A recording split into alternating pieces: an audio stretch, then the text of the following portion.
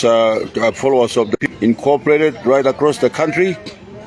On Monday, I did promise the followers of People's Anti-Corruption Movement about making a statement on the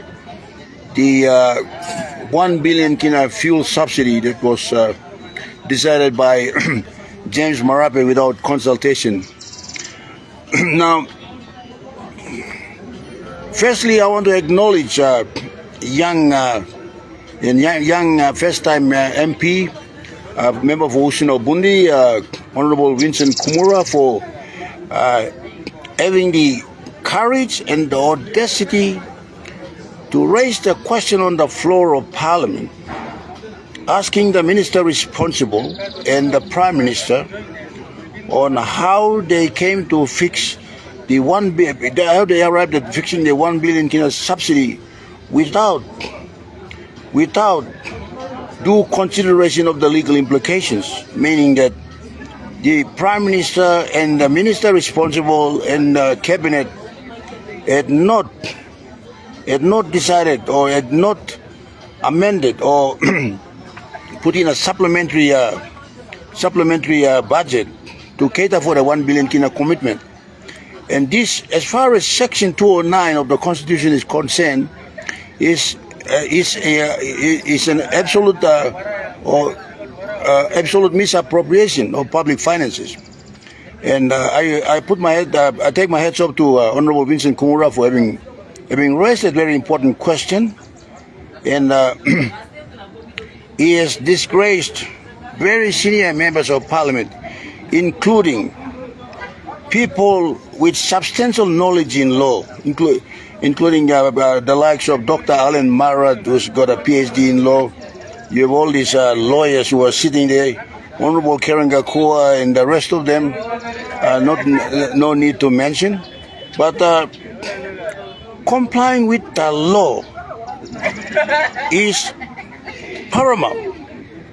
And as far as you can see, James Marape has taken the cue from Peter O'Neill, because Peter O'Neill had done a similar arrangement with the Australian branch of the Union Bank of Switzerland in obtaining a loan of $3 billion outside the parliamentary process or the constitutional process. So this matter, I want to assure the followers of the People's Anti-Corruption Movement incorporated right throughout the country that this is no small matter. It is misappropriation. And I want to call on all our followers to stand with us to raise the money, and we shall take this before a court of law to nullify and punish the Prime Minister and his minister for doing something that is illegal. It's simply illegal to appropriate such a huge amount of money without consulting the budgetary process.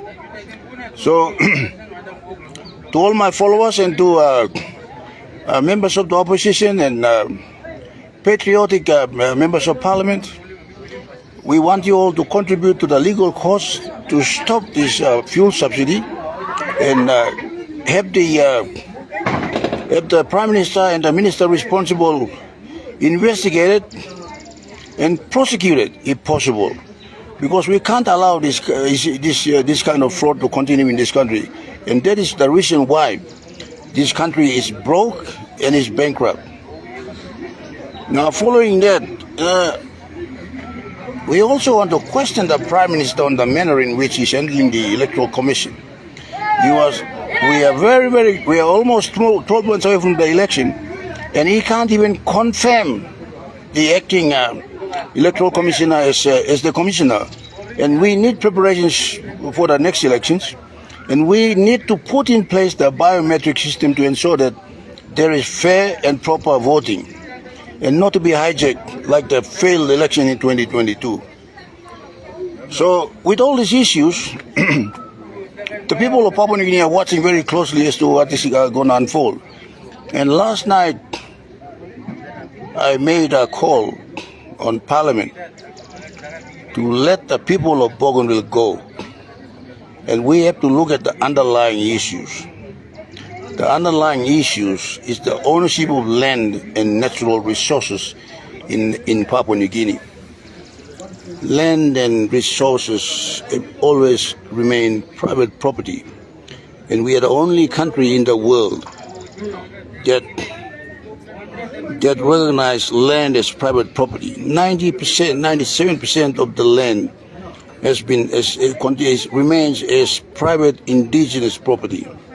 Only 3% has been alienated, and we are still, my group is still claiming that the 3% of the alienated land has to be restored back to the indigenous landowners. And it's not negotiable. The colonial administration has never purchased any land. They have acquired it. They've acquired it with the barrel of the gun. And it must be restored back to the indigenous people. And if we have to restore that land, and if we can't restore that land, we have got to pay appropriate compensation.